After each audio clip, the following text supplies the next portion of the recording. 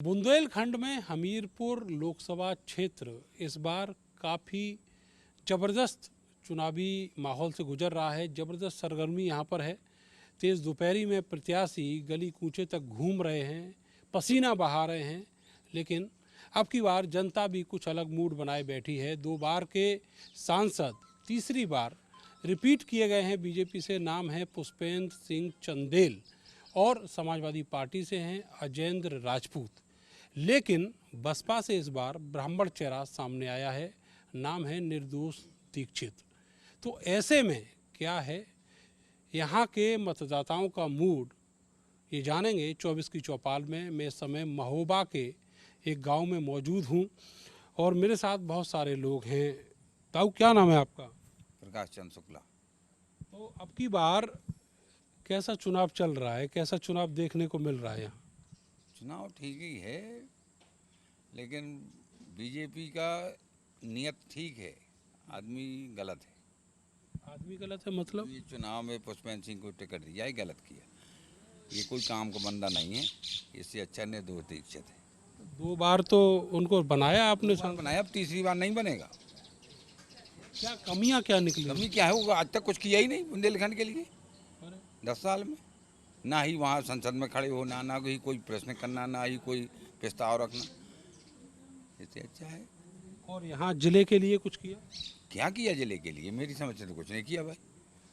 लोग कह रहे हैं कि मोदी के नाम पे वोट मिल रहा मोदी है। के नाम पे वोट मिल रहा है, वही तो समस्या है। हाँ। इसीलिए तो अब जीतने की संभावना है कि भाई जी शायद जीत जाए। और उधर सपा से लोधी राजपूत प्रत्याशी वो तो खैर नहीं है, लेकिन निर्दोष दीक्षित का ज़्यादा है।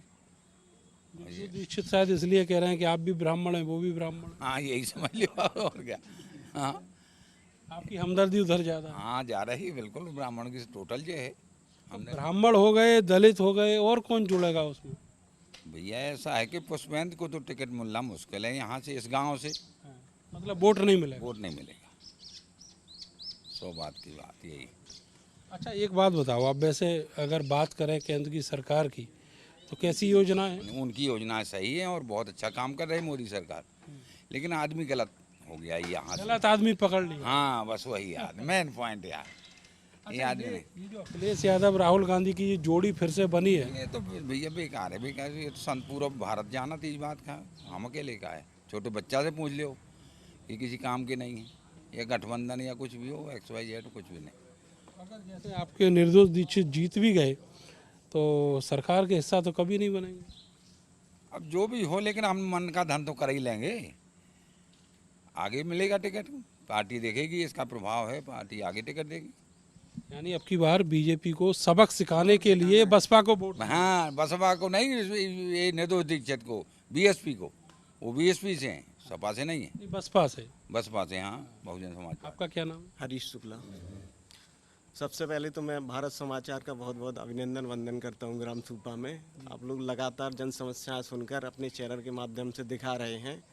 देखिए, सबसे बड़ी समस्या बुंदेलखंड में है क्या है? किसानों की समस्या। क्योंकि ये बुंदेलखंड जो है कृषि पर पूर्णतः ही निर्भर है, यहाँ पर कोई रोजगार नहीं है। तो लगातार 10 साल में किसानों का जो शुद्ध शोषण किया गया है बीजेपी द्वारा, शुद्ध शोषण। देखिए, MSP के नाम पे लूटा गया है। MSP खरीद होती है, कुछ नहीं, लूटमार मची है। प्रधानमंत्री फसल बीमा होता है, किसान प्रीमियम तो देते हैं, लेकिन बीमा आता नहीं है। लगातार लूटा गया, शुद्ध लूटा गया है। कोई भी आप जहाँ भी जाइए बताइए बीमा आया है, यहाँ पे कभी बीमा नहीं आया सूपा में। तो ये क्या है? अच्छा, किसानों के अलावा यहाँ बुंदेलखंड में देखते हैं स्कूल, अस्पताल, ये भी समस्या है। देखिए, अस्पताल की समस्या तो वो तो है बहुत, जब से देश स्वतंत्र हुआ है आज तक नहीं सुधरी है। इधर तो कभी नहीं सुधरी है। अस्पताल है भी नहीं है। विद्यालय हैं, प्राइमरी स्कूल चल रहे हैं, वहाँ पे कोई पढ़ाना नहीं चाहता अपने बच्चों को। मजबूरी है, क्योंकि पढ़ाई नहीं होती है, सुविधाएं नहीं हैं। बच्चों पढ़ते हैं, वो पता चला 5 पास कर लिया, 8 पास कर लिया, फिर पढ़ने का उनका मन नहीं होता, क्योंकि माहौल नहीं है उधर। स्कूल में अच्छी शिक्षा नहीं दी जा रही है। तो ये सब बड़ी समस्याएँ हैं इधर। ये करते क्या रहे पुष्पेंद्र चंदेल 10 साल? चंदेल जी का क्या है इधर? चंदेल जी एक ऐसे सांसद हैं कि वो सिर्फ अपने तक ही सीमित हैं। उनका कहीं आना जाना है नहीं है, जनता की समस्या सुनना है नहीं है। कोई कारोबार कर लिए हैं क्या? कारोबार देखिए, पॉलिटिशियन लोग हैं, कारोबार तो करेंगे तभी तो राजनीति चलेगी। मालूम पड़ा कोई फैक्ट्री वगैरह खोल लिए हो, वहीं पे बैठना पड़ता हो। देखिए, वो अपनी समस्या है, वो उनकी समस्या है, वो फैक्ट्री पे बैठे या खजाने पे बैठे, वो उनकी समस्या है, क्या करते हैं क्या नहीं करते हैं। लेकिन यहाँ की हमें समस्या पता है कि वो इधर नहीं जाते हैं कहीं क्षेत्र में। उनका लगातार पूरे हमीरपुर लोकसभा में विरोध लगातार जारी है। वो अच्छा, एक चीज़ देखते हैं कि जैसे चुनाव हो रहा है तो हर इलाके की चर्चा होती है। उत्तर प्रदेश में पश्चिमांचल है, वहाँ की चर्चा होती है, पूर्वांचल की चर्चा होती है, बड़े बड़े नेता माफिया भी वहाँ से चुनाव लड़ते हैं, लेकिन बुंदेलखंड क्यों चर्चा में नहीं आता? बुंदेलखंड की समस्या, यही तो समस्या है कि यहाँ के जो प्रत्याशी जीत कर जाते हैं वो क्षेत्र की जनता, क्षेत्र के अधिकारों के लिए लड़ते ही नहीं हैं, सिर्फ अपने अधिकार के लिए लड़ते हैं। यही सब अपने अधिकार क्या? अपने अधिकार, अपने व्यक्तिगत अधिकारों के लिए। पैसा कमाने में लगे। बिल्कुल शुद्ध वही राजनीति है, क्योंकि इतना खर्चा करेंगे कहाँ से आएगा पैसा। ये भी बात है। आपका क्या नाम है जी? अतुल शुक्ला। अतुल शुक्ला। ब्राह्मण बाहुल्य गांव है ये? नहीं, हर कास्ट यहाँ पे, हर कास्ट है। ऐसा कोई कुछ नहीं है। तो शुक्ला जी ये बताओ कि ये जो अजेंद्र राजपूत है, इनका कैसा माहौल है? नहीं, बढ़िया माहौल है इनका। इनका भी? हाँ, इनका भी बढ़िया माहौल है, सब चल रहा है। हाँ, इनकी जो गठबंधन हुआ है कांग्रेस से, तो वो भी मेन चीज़ है। बुंदेलखंड में पानी की जो समस्या है, हर घर जल योजना चल रही है, टोंटी लगी है, पानी नहीं आ रहा है। खुद मेरे घर पे लगा है, 10 साल से पानी नहीं आया, और मोदी जी कह रहे पानी आ रहा है हर घर जगह। घर पानी पहुंचा हाँ, दिया। कहाँ पहुंचा दिया, अभी देख लें हकीकत। हैं? बांध है, हर जगह नहर दे रहे हैं, यहाँ का बांध भरता नहीं है, किसानों की फसलों में नुकसान हो रहा है। अच्छा, यहाँ रोजगार का क्या हालात है? रोजगार का तो बहुत खराब हालत है, ना यहाँ पे कोई फैक्ट्री बना रहे हैं ना कुछ।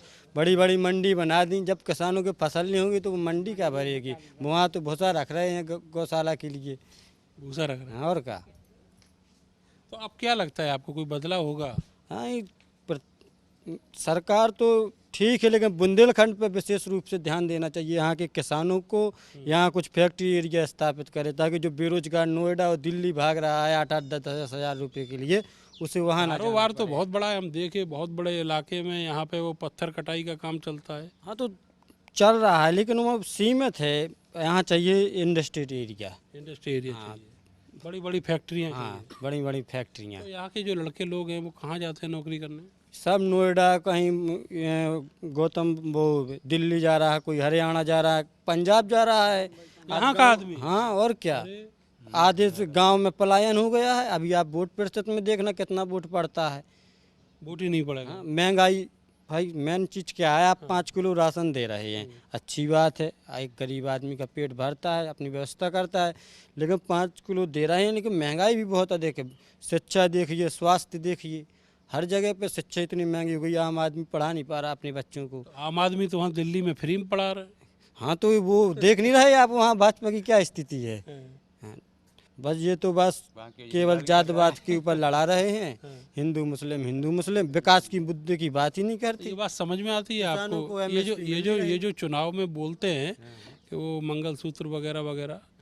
अब मंगलसूत्र का तो ऐसा है, आज से 10 साल पहले आप देखें कि सोना आराम से 30-35 हज़ार का था, तो कोई भी गरीब आदमी अपनी कन्या की शादी में बनवा लेता था।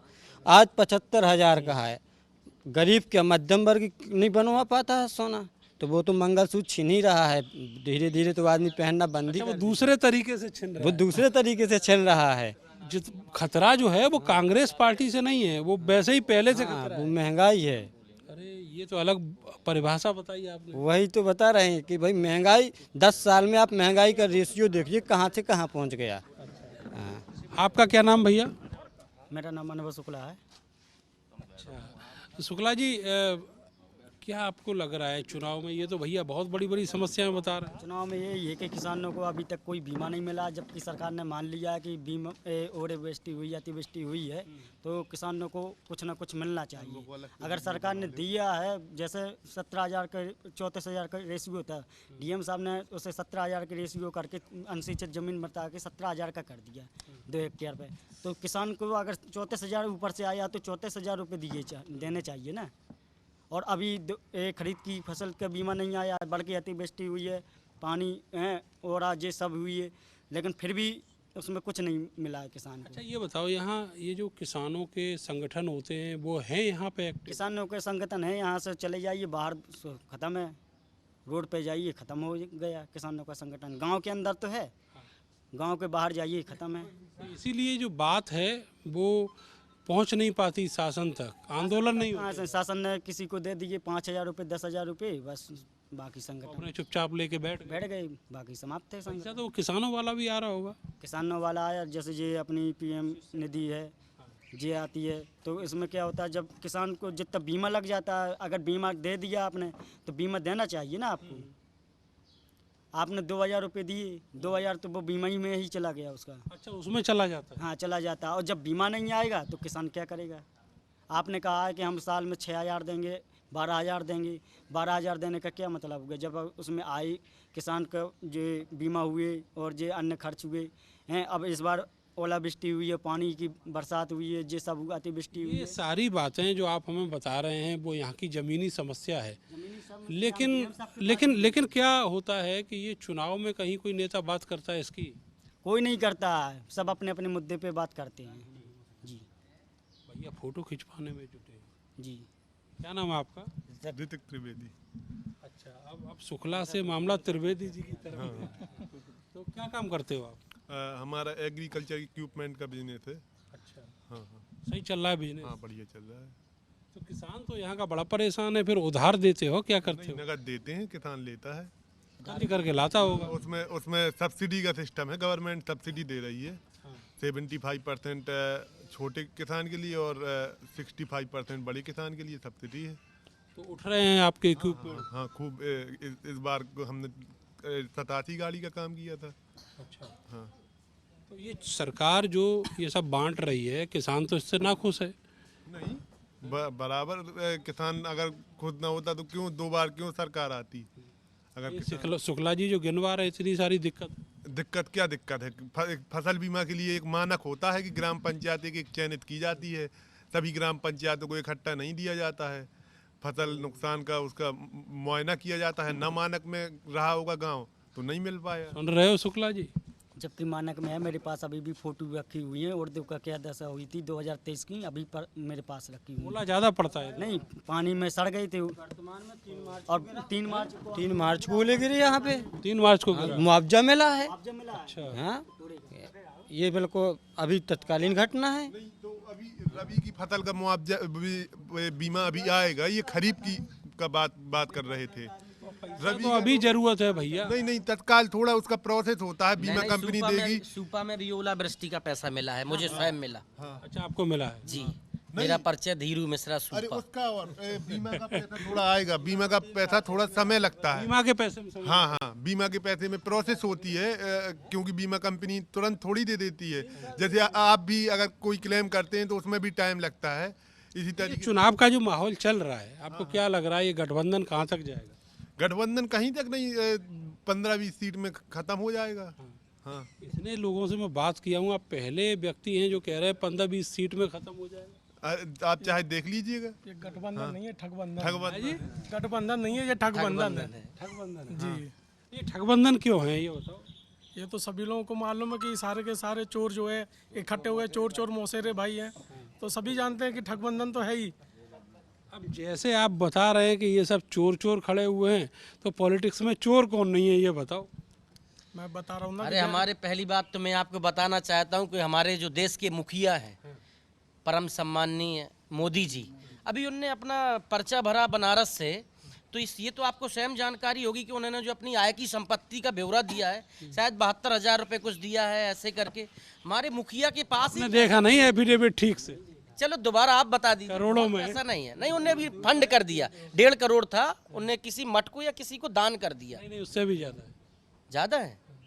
चलो, बहुत ज़्यादा नहीं है लेकिन। बहुत ज़्यादा नहीं है। अच्छा ये बताओ, आपकी जो पॉलिटिकल पार्टियां हैं ये माफियाओं वगैरह का क्यों साथ लेती हैं? बीजेपी तो बड़े नियम धर्म वाली पार्टी है। कहाँ साथ ले रही है माफियाओं का? ये धनंजय सिंह कौन है? धनंजय सिंह मुझे नहीं पता।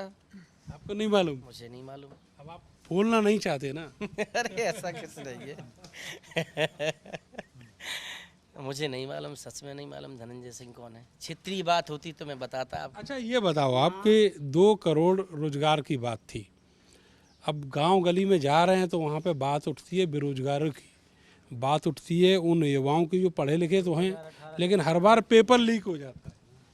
अब पेपर लीक के लिए मैं आपको बता दूं कि मतलब अपना अगर भारतवर्ष की बात करें तो इतनी बड़ी पॉपुलेशन है, उसका पेपर लीक होने का जो मेन कारण मैं आपको बता दूं, प्राइवेट सेंटर को जब हम सेंटर देंगे इस वजह से, क्योंकि एक सरकारी अध्यापक है या कोई सरकारी, वहाँ से नहीं हुआ भैया, वो घर से ही हो रहा है, सरकार के घर से। नहीं सरकार के घर से नहीं हो रहा। जैसे पेपर हुआ, अब मान के चलो कि हमारे यहाँ पास में ही कोई प्राइवेट स्कूल है, अब उसमें 2000 रुपए का मास्टर पढ़ा रहा है तो वो तो 2 करोड़ में तुरंत खोल देगा पेपर, या 2 लाख में तुरंत खोल देगा, या जिसको ऑलरेडी 1 लाख रुपए मिल रहा है, या जो सरकारी, भैया जो छाप रहे ना उनने ही खोल दिया। देखिए अपवाद सबका ही है। लेकिन ये अपवाद जो है एक आध बार हो जाए तब तो ठीक है, बार बार अब युवाओं की उम्र निकल जाती है ना, क्या करें? आपको लगता है ये गंभीर प्रश्न है? नहीं, प्रश्न तो अच्छा है, मैं ये कह रहा हूँ, लेकिन जैसे जो भी भर्तियाँ हुई हैं जो मेरे संज्ञान में है, जैसे कि सूपा में मतलब जितने भी बहुत सारे लड़के, मेरे हिसाब से कम 40 लड़के हमारे यहाँ के गवर्नमेंट जॉब में लगे हुए हैं। किस जॉब में गए? पुलिस में, आपके रेलवे इसकी में। भर्ती तो अभी 5 साल बाद आई थी। अभी जो इसी दौरान की मैं बात कर रहा हूँ, हमारे गांव के जैसे कुशवाहा समाज के भी कुछ लोग हैं, जो भी भर्तियां हुई हैं वो फ्रेश हुई हैं। ऐसा एक भी कोई घर नहीं है, हमारे पास में ये प्री शुक्ला जी रहते हैं, इनके ही बगल के शुक्ला जी हैं, उनके 2 लड़के हुए। यहाँ अपने कोरी समाज में, अपने कुशवाहा समाज में ज़्यादातर उनके यहाँ 1 रुपए देने की व्यवस्था नहीं थी, या वो ऐसे गरीब परिवार से थे। भर्तियां फ्रेश हुई, सारी भर्तियां फ्रेश हुई। सारी भर्तियां फ्रेश हुई, किसी में 1 रुपए का भी लेन देन नहीं। इसमें आपके टीचर की भी भर्ती निकली थी, कृषि विभाग में भी निकली है, आपके वन विभाग की भी निकली है, टीचर की तो बरसों से बंद है भैया। तो जो भी निकली है फ्रेश निकली है। मैं बता रहा हूँ कि इनमें कोई भी 1 भी रुपए का कोई लेना देना नहीं रहा। आप वो बता रहे हो जो भर्तियां हुई नहीं, तो उसमें पैसा कहाँ से लिया जाए? ये भर्तियां यदि नहीं हुई होती तो ये ज्वाइन कैसे करते यहाँ पे? यहाँ मैं बता रहा हूँ, यहाँ पे कम से कम जैसा कि भैया ने बताया है कि 40 से 50 लोग गवर्नमेंट जॉब में लगे हुए हैं अभी। अच्छा, ये कुछ कहना चाह रहे हैं? मैं बता रहा हूँ सर, अभी तत्कालीन आप देखिए बिहार में जब आरजेडी की सरकार थी वहाँ नीतीश के साथ में, तो 3 लाख भर्ती 3 महीने के अंदर निपटा दी उन्होंने। और जैसे ही बीजेपी से गठबंधन हुआ नीतीश का, भर्ती रुक तो गई। ट्रेन से बच्चे उतर नहीं पाए और पेपर लीक हो गया। यूपी टेट का पेपर लीक हुआ, पुलिस भर्ती का पेपर लीक हुआ, 2018 से भर्ती नहीं आई कोई, और लड़कों का पैसा बर्बाद, समय बर्बाद, कई ओवर एज हो गए हैं, ब्याह हो एकदम रहे हैं कि नहीं? बेरोजगारी। क्या सर? ब्याह हो रहे हैं कि नहीं? ब्याह तो हो गया है, तो अब कहाँ हो रहा है? सही बात। क्या कह रहे हैं?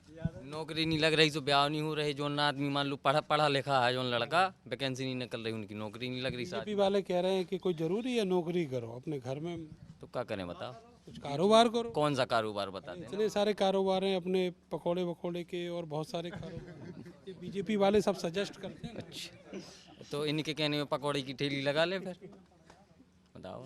आपको क्या लगता है कि ये युवाओं के साथ किस तरीके का मजाक है? सरकार सबसे बेकार सरकार है, इसमें कोई किसी का भला नहीं है, न जनता का, और जो इसमें है बस वही भर फ्रेश है, बाकी तो सब बेकार हैं।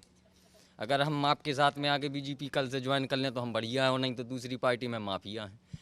जब एक विधायक निर्दलीय होकर खड़ा हो जाए, वो अगर वो निकल जाए तो वो माफिया कैसे है बताओ आप हमें? कोई डराने से खाना नहीं देता है तो वोट कहाँ से देगा? वो तो वॉशिंग मशीन वाला प्रोसेस है वहाँ। तो वॉशिंग मशीन है तो फिर कोई बात नहीं है, तो फिर क्या है इसके आगे? फिर तो ये सब बेकार। बदलाव हो रहा है इधर?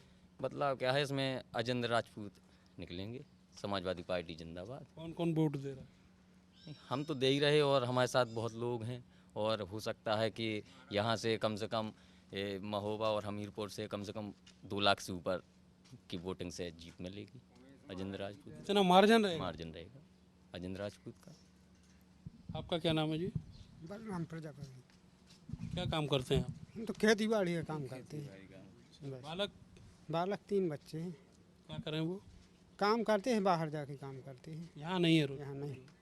ये बड़ी समस्या है बुंदेलखंड की, कि यहाँ से बाहर जाके नौकरी कर रहे हैं। बाहर जाके भट्टन अट्टन पर ईंटन के काम कर रहे हैं। भट्टन पे ईंटन के काम? हाँ। आपको क्या लगता है कुछ बदला है? कुछ हमें का लगना है, जो करत रहे पुरखा करत रहे सो हम करत रहे, हमें करना करत हैं वो यही बच्चन है करत रहने, और का बदला हुआ है बस यही जो कुछ है सो करत हैं। ये चुनाव में नेता लोग जो आ रहे हैं, चुनाव में जो आएगा सो देखा जाएगा, जे कोई बन है वो जेखन लिखी हो वो बनेगा। यहाँ तो मामला बहुत गर्म हो रहा है। ठीक है, जो कुछ है सो सब सही है। चुन लिया है कोई? का चुने यहाँ का चुनना है, सब चुने ही चुनाए यहाँ सबके। वोट नहीं देने जाएंगे? वोट तो देंगे ही देंगे। देंगे? और का वोट ना दें, जब एक तो क्या का वोट दें, दो ठिया वोट दे हैं, छठिया वोट बाहर पड़े, का वोट दे हैं।